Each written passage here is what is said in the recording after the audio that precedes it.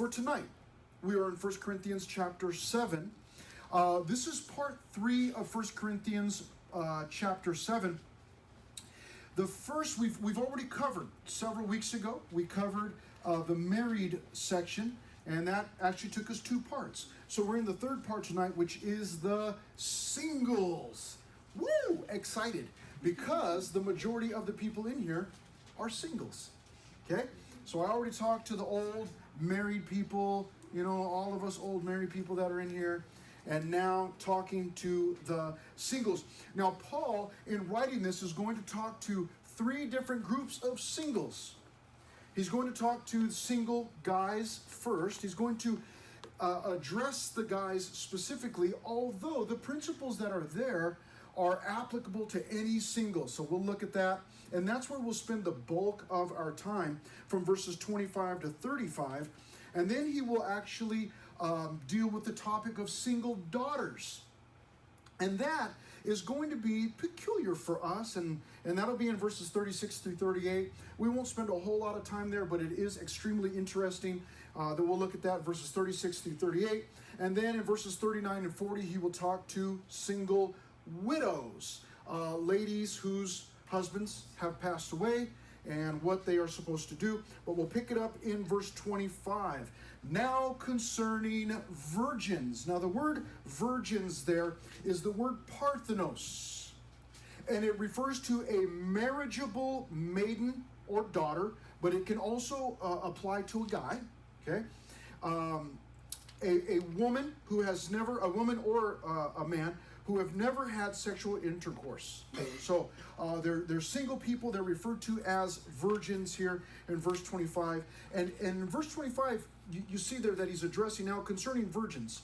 Now you may remember back up in verse 1 of 1 Corinthians chapter 7, Paul says, now concerning the things of which you wrote to me. They had written a letter to Paul, and it says, so what Paul is doing is he's answering questions that they had. They sent questions to him. And it says, it is good for a man not to touch a woman. Nevertheless, because of sexual immorality, let each man have his own wife, and let each woman have her own husband. So that's still the topic that Paul is on. He's still hitting that. He talked to the married people about that.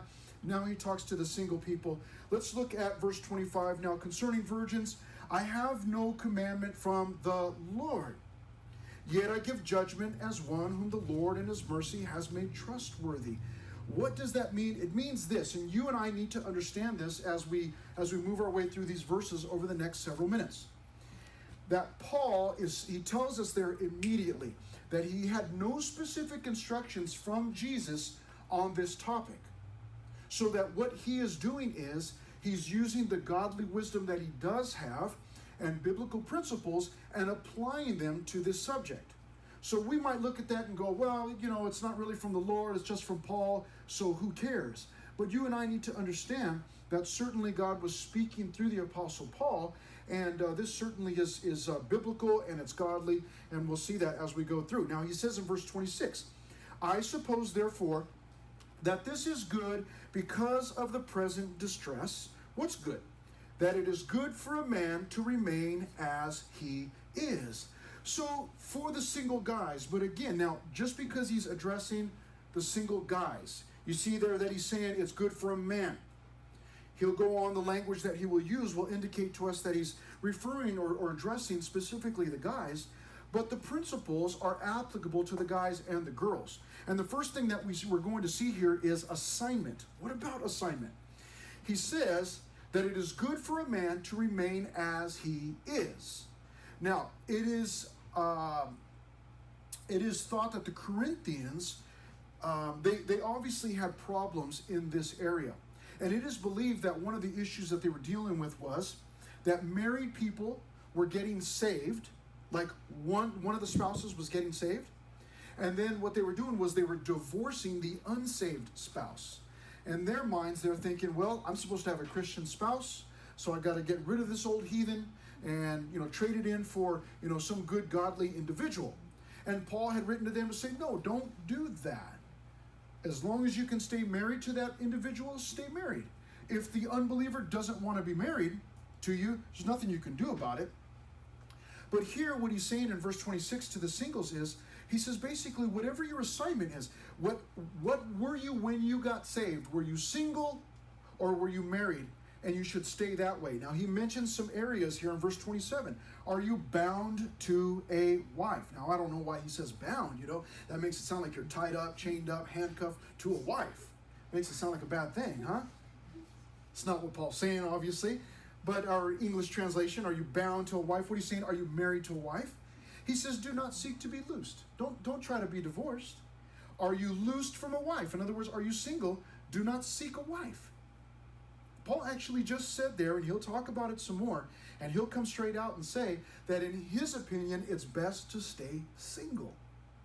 Now, this is contrary to what a lot of us, kind of the prevailing thought. Even here at Revival Christian Fellowship, the thought is, hey man, you gotta you graduate from high school and you go to Vertical so that you can get a spouse and get married. That's what you do in Vertical. And if you don't do it there, then you better be swiping right through Christian Mingle or something and find yourself a husband or a spouse or something, and you better be married. And we have this thought that the only way to be happy in life is to have a spouse. And Paul, although Paul promoted marriage, and certainly marriage was God's design, what Paul is going to say is, in his opinion, it's better to be single. And we'll talk about why that is. But he says, are you bound to a wife? In verse 27, do not seek to be loosed. Are you loosed from a wife? Do not seek a wife. But even if you do marry, you have not sinned. And if a virgin marries, that's a single person, she has not sinned. Nevertheless, such will have trouble in the flesh, but I would spare you. Paul there says, listen, if you get married, this is certainly not a sinful thing. And then he does say there at the end of verse 28, nevertheless, such will have trouble in the flesh. He says, if you get married, you will have some trouble. There will be some challenges to that. And he says, but I would spare you from that. And in verse 29, but this I say, brethren, the time is short, so that from now on, even those who have wives should be as though they had none. Now, it's like, that's a funny thing to say, and we'll look at that in just a moment. But what about this phrase real quickly? Because this is the motivator. Verse 29, but this I say, brethren, here it is, the time is short. The time is short. Now, Paul says what he says in the next few verses with that in mind. The time is short. We're told in the New Testament that the days are dark and that we need to walk circumspectly. We need to be on our guard. We need to be aware. We need to be focused on the Lord. That's the same mindset that Paul has here, because the time is short. David said in Psalm 39, verse 5, indeed, you have made my days as handbreadths, and my age is as nothing before you. Certainly every man at his best state is but vapor. It is incredible, your favorite celebrities right now that are so young and good looking, and you just feel like they're just always going to stay that way. It's going to be incredible to you in a few years when you see them and they're old and they're getting old, and it's like, oh my goodness, I can't believe that's happened. It happened to me. Some of my favorite celebrities or bands or singers or whoever, whatever, stars or whatever. Now I see them. Maybe it was back in the 80s or the 90s or whatever, and I saw them and I just thought they'd be forever young. And now you see them and it's like, oh man, they're old. And it's like, well, yeah, you're old too, buddy. But it's the time moves fast. And Paul, being motivated by the time is short. In other words, life moves quick. What he's going to say is essentially this: time moves quick. How are you going to spend it? Are you going to spend it chasing all kinds of things down, looking for happiness, and all over the place, looking for love, and how's the song go? And Too Many Faces or something, I don't remember. But are you going to spend the short time chasing happiness down, or are you going to spend the time serving God? That is the point that Paul wants to make. That's the question he's asking us. He goes on to phrase it this way in verses 30 and 31. He says, I'm sorry. Let me deal with verse 29. He says, so from now on, So that from now on, even those who have wives should be as though they had none. What does he mean by that? Does that mean if I have a wife and I'm trying to follow the Lord, that I should just act like I don't have a wife and so long, and I'm just going to go do my own thing? That's certainly not what Paul wanted, and that would weaken the church. That certainly is not what Paul wanted. What Paul is saying here, and he'll continue to say it in the next couple of verses, is the days are short, the time is short, so that even if you're married, you have to make the Lord your priority. Put him first, even before your spouse, serving the Lord. Okay? He also goes on to say in verse 30, those who weep as though they did not weep. Those who rejoice as though they did not rejoice. Those who buy as though they did not possess. And those who use this world as not misusing it, for the form of this world is passing away. What does all that mean? Paul says that life for the Christian should not be lived just like normal life. That life is not all about, the entire goal of the life for the Christian is not to be married and have 2.3 kids and a dog and a dog house that matches your house, and to go to college, and to do all of those things. Those are great things. Those are wonderful things, and certainly Paul would not poo-poo those things. He would be okay with those things. But what Paul is getting at is he's saying, listen, time is short. And if you chase down all of those things that we just mentioned, and you get all of those things, it may be that you'll find yourself at the end of your life, as you're leaving, as you're going to be with the Lord, saying to yourself, man,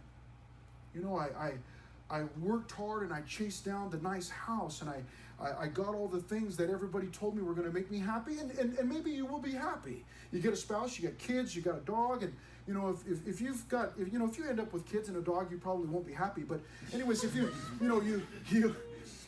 get all of those things that you think are going to make you happy, at the end of your life, it may be that, I got those things, but I feel like I didn't invest enough time in serving God. And so Paul wants to make sure that you are, that your life isn't just about, just the American dream. Now, the American dream is a great dream, and it's obviously great because we're here and our parents are here, and people are coming from all over the world to be here and chase that down. But listen, that's not the whole of life for the Christian. The goal is to glorify God in what we do. The goal is to go to heaven and take as many people as we can with us. That's the goal. Those other things, like a great-looking spouse and nice kids and a dog or a cat or whatever, and all the stuff, nice neighborhood and all those things. Those are added bonuses, but those things aren't the goal for the Christian life. And he goes on to tell us in verse 31 why we ought not chase those things down. Look at the end of verse 31. For the form of this world is passing away. We may get a great house, but it will fall apart eventually, or we'll die and it'll go to somebody else. We'll have, we can gather up his stuff and fill our garages with things, but eventually we'll leave, and we'll leave them here. We don't take them with us. You've never seen a hearse with a U-Haul attached to it. You don't take that stuff with you.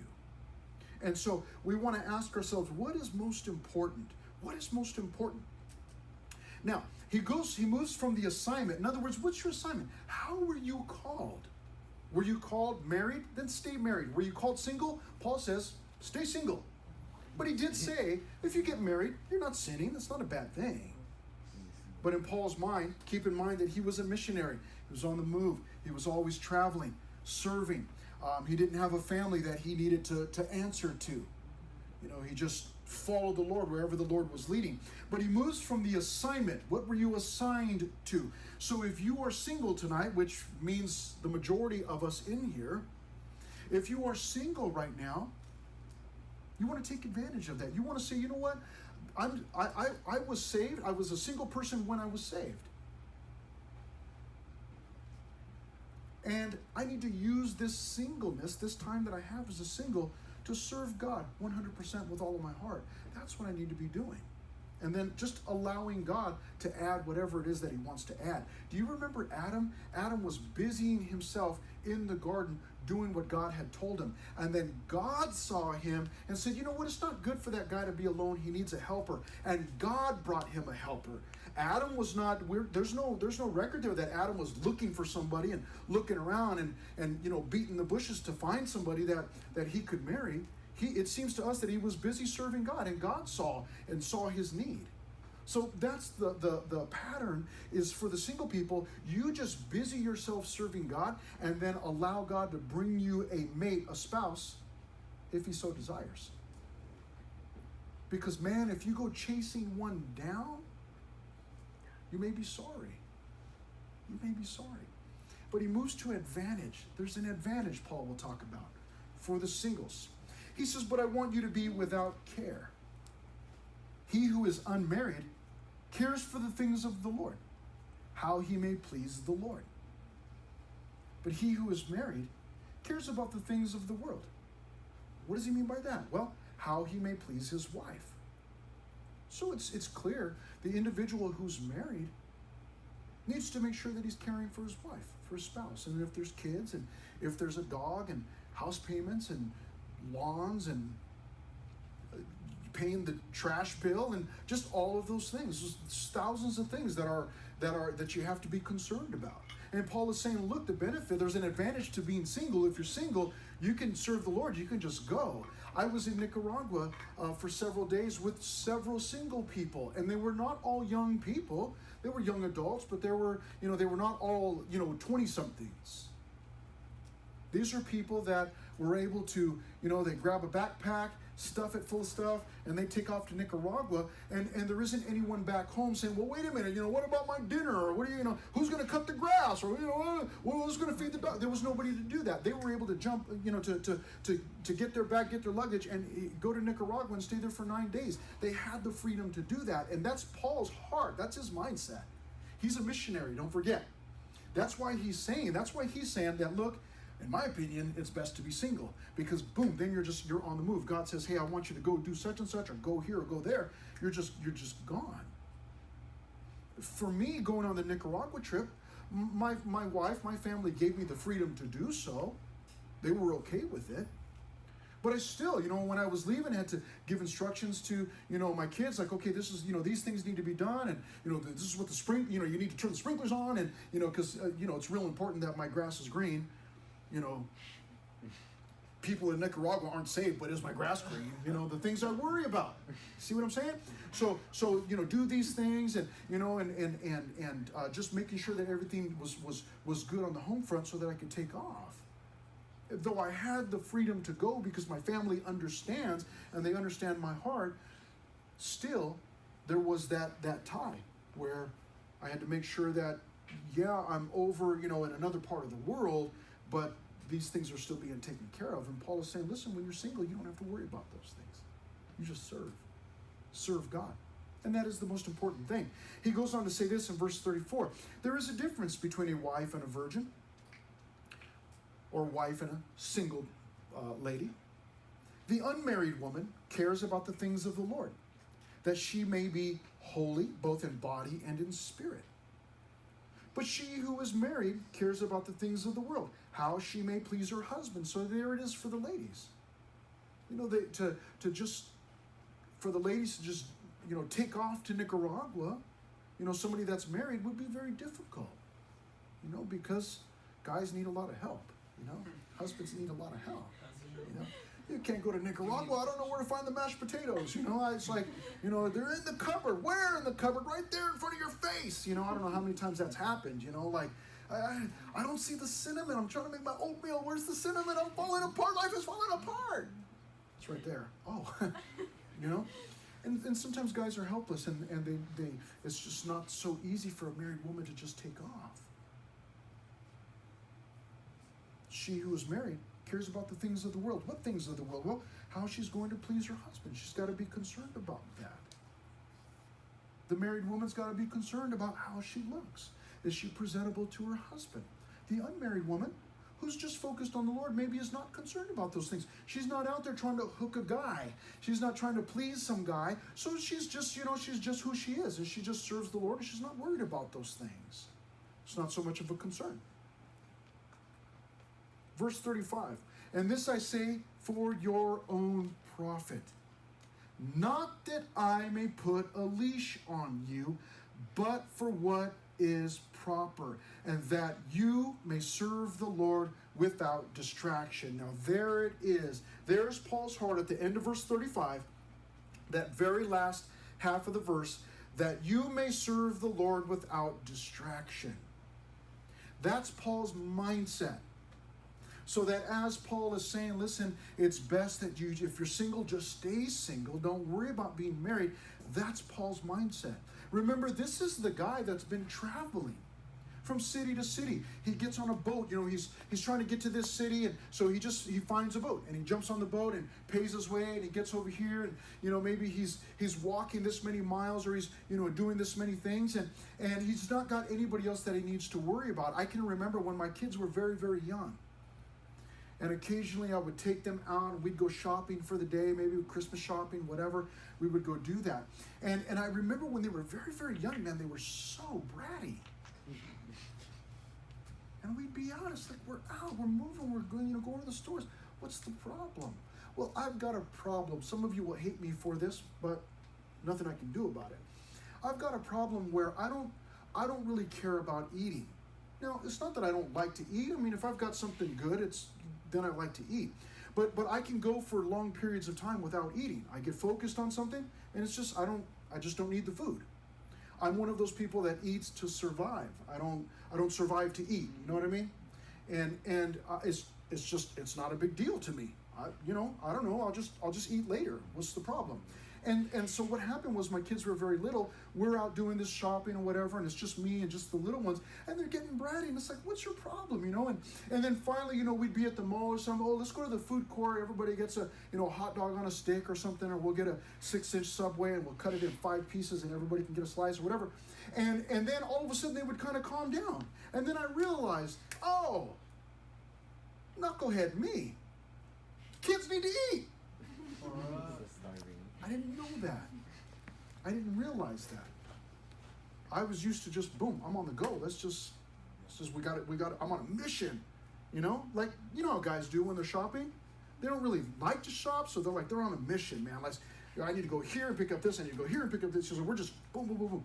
And then I realized, and so after that, when I would take the kids, I would make sure, okay, checking the car, okay, you know what, hey, let's take a break and let's get something to eat. I'm not really hungry, that's all right. Let's take a break and get something to eat. And we would stop and we would get something to eat. And then I found that the kids could go longer without complaining or whatever. And it, you know, it was just a much better experience for them and for me. But it's that type of thing that Paul is talking about. You see, Paul, there were times, he's told us before where, you know, there were times where he spent sleepless nights, or he would go hungry because he didn't have food, or he would get beat up, or, you know, he was shipwrecked, or he was whipped, or he was imprisoned. Now imagine if he was, you know, towing along a wife through all of that. Probably a lot of that would not have happened, because Paul would have been concerned about his wife and, you know, her welfare and her care, and he would have needed to stop and, okay, let's make sure, okay, maybe I shouldn't do this because we're going to get beat up, and I don't want my wife to get beat up, so, and he would have to think about those things. And so Paul is making his case for the single life and saying, listen, it's best to be single because here you may serve the Lord without distraction. You could just go. And if there's no food, that's all right. You just keep serving. You just move. Or, you know, if there are no accommodations, that's all right. I can sleep right there on the floor and let's just make it happen. And that's Paul's mindset. It's the mind of a missionary. It's the mind of a man who is completely 100% sold out for Jesus. And he's got no other concerns, and there are no other cares, and he's not worried about anybody else. It's just him, it's the Lord, and it's all about serving. His mind is completely overtaken by that thought. And he knows that time is short, and he wants to invest it serving God and not invest it in earthly things that maybe are not even bad. Having a spouse and a family is not a bad thing. But Paul wants to use every single moment he's got to serve God. So that's why he's saying the things that he's saying. And so for you guys, you're single. Maybe it's hard. Maybe you're not called to singleness. Maybe God maybe you have a desire in your heart to be married. And you say, well, you know what? I don't think God's called me to be single because I have this desire and I would like to be married one of these days and have a family, and those are good things. There's nothing wrong with that. But I would say that while you are single, busy yourself serving God in every way that you can. And then just let God bring you an Eve. Let God bring you a spouse. He will bring you someone just like he did with Adam, where he made someone specifically for Adam's needs. So you focus on him, and then he will, if he's going to bring you a spouse, you just let him do that. And it'll work out so much better for you rather than hunting. You know, you're on the hunt like, oh man, where's all the hot guys and the hot chicks, and where's everybody at? Let me just get the hookup, or let me swipe right, or who, what am I going to do? You don't worry about all that. Serve God. Now, Paul goes on. This is strange in verses 36 through 38. And actually, I didn't even put it up here because we'll move through it very quickly. He'll speak about single daughters, but he's going to speak to their dads here. And there is some application, but let's look at this. Verse 36. But if any man thinks he is behaving improperly toward his virgin. What? I'll explain. If she is past the flower of youth, and thus it must be, let him do what he wishes. He does not sin. Let them marry. What are the circumstances here? Well, you ever heard of arranged marriages? You see, we don't have arranged marriages in our society. I mean, it probably does still happen in certain very small segments, but for the large part of society, and probably all of you, arranged marriages are not a thing. Now, your mom may have tried that when you were little. You may have some real good family friends that you guys kind of all grew up together, and when you were younger, I've seen this before, the two moms said, hey, let's just make an agreement right now that my son will marry your daughter, and then, but now that you've gotten older, you look at the guy and you're like, I'm not marrying him now. I'm not marrying him, and I've seen that before. Well, at this time that Paul is writing, arranged marriages were a thing. They were a normal thing. And what he's saying is this in verse 36. When he speaks, he says, but if any man thinks he is behaving improperly toward his virgin, who he's talking to is the dads. And what does it mean that he would have, that it's his virgin? That would mean his virgin daughter, his single daughter. And what does he mean by, but if any man thinks he is behaving improperly toward his virgin, if she is past the flower of youth? Well, what is thought here? The circumstance would be this, that the man, when he first had his baby girl, he dedicated that baby to the Lord and said, Lord, this little baby is yours. This little girl is going to remain single for your service all of her life. And the ladies in the crowd right now are saying, well, wait a minute, I don't even have a say. What's the deal? Well, that's what Paul's getting at. In verse 36, if she is past the flower of youth, she's no longer a little girl, and thus it must be, let him do what he wishes. He does not sin, let them marry. So it might be that this dad had a daughter. And maybe he said, Lord, this daughter is yours. It's the same thing that I did with all three of my daughters, all four of my kids, but three of my daughters. And I would do it right there in the hospital room as soon as they came out. Lord, it's like, hey, let's all, telling the doctors and the nurses like I'm in charge or something. It's like, hey, can everybody be quiet, please? We're going to pray. And then we would pray right there in the hospital room. Lord, I'm dedicating this baby to you. And so maybe this dad would dedicate his daughter and say, hey, I'm making this vow, Lord, that this daughter is yours. She's going to be single all of her life. But maybe she gets a little bit older. Maybe she's past the flower of her youth. And maybe she has a desire to be married. Maybe the dad made a vow, but the daughter didn't make a vow. And maybe she's thinking, hey, you made a vow for me, but I really want to get married. Have you seen the neighbor kid? He's a great looking guy. And man, we're thinking, I like him and I might want to get married. Well, that's why Paul says this. He says, if she is past the flower of youth, and thus it must be, Let him do what he wishes. He does not sin. Let them marry. In other words, hey, I made this vow, but now my daughter wants to get married. What do I do? Paul is saying, listen, don't worry about it. If marriage is a desire that God has put on her heart, you're not sinning. That's okay. Let them marry. Nevertheless, in verse 37, he who stands steadfast in his heart, having no necessity. So the young lady is not begging, let me go, I want to be married. There's no necessity, but has power over his own will and has so determined in his heart that he will keep his virgin. He does well. So then he who gives her in marriage does well. There's nothing wrong with that. But he who does not give her in marriage does better. So if the young lady is content to stay single and to just remain single and serve the Lord, then Paul says, man, you're good, you're set, just keep trucking along. Now, what he does in the last couple of verses, and we're almost done here, he speaks to the single widows. The single widows. What about widows that are single? Because, of course, they're widows, their husbands have died. In verse 39, a wife is bound by law as long as her husband lives. But if her husband dies, she is at liberty to be married to whom she wishes, only in the Lord. In other words, her husband dies, she's got the freedom to marry another Christian man.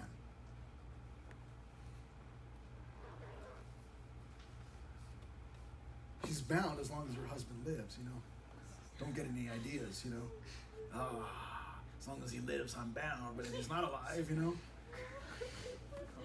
The wife of Billy Graham, the evangelist Billy Graham, a lot of you have heard of Billy Graham. Very well-known evangelist, Christian leader. His wife was being interviewed one time. Godly lady. And the interviewer said, have you and Billy ever thought about divorce? She said, divorce? No. Murder? Yes. Sometimes you have those disagreements in a relationship, and it's like, oh, I don't want to divorce you, but I might kill you, But what Paul is saying here is, if her husband has died, she is free to remarry. She doesn't have to stay single. But at the end of verse 39, it's only in the Lord. She does need to marry a Christian. And in verse 40, this is how Paul finishes this topic. But she is happier if she remains as she is, according to my judgment. Did you see what Paul said? According to my judgment. According to his opinion. He says, and I think I also have the Spirit of God. Paul is saying, listen, Paul was making his case, saying that marriage is not a bad thing. It's not a sinful thing at all. But he's saying here in the end that singleness, he says, man, I would prefer that you stay single and you're just able to go out and just serve the Lord, just in any capacity that he desires, without any restraints, without any holding back.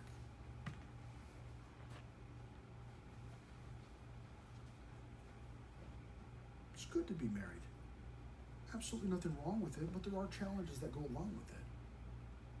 You lose things when you're married. Did you know that? Did you know you lose things? Guys, did you know you lose things when you get married? Yeah. I used to have stuff in the bathroom, like my space, and I had these things in there. And over the years, it's been reduced to one little tiny glass shelf. Everything's got to fit in there. I open the glass case and stuff comes falling out. It's like I got to pack it in there just right because there's all kinds of other things in there. The garage doesn't just have my stuff anymore. It's packed with all kinds of things. Like, whose stuff is? Whose junk is this? It's everybody's. I've got a family. I've got 4 kids. There's all kinds of stuff in there. My oldest daughter doesn't even live with us anymore, and I still have her stuff in there. You lose things when you're married. There are things that you give up. And not that being single means that, hey man, I can just pack my house full of all the junk I want. What it means in Paul's or in this case, what it means is, you know what? I don't even need to worry about all of that stuff. Keep it simple. Serve God. Focus on Him. Let Him bring me a spouse if He wants to bring me a spouse. And if He doesn't, that's all right. I'm just going to spend all my days serving God. But even if you are married, serve God. And if you can do it together, serve God together. Father, thank you so much.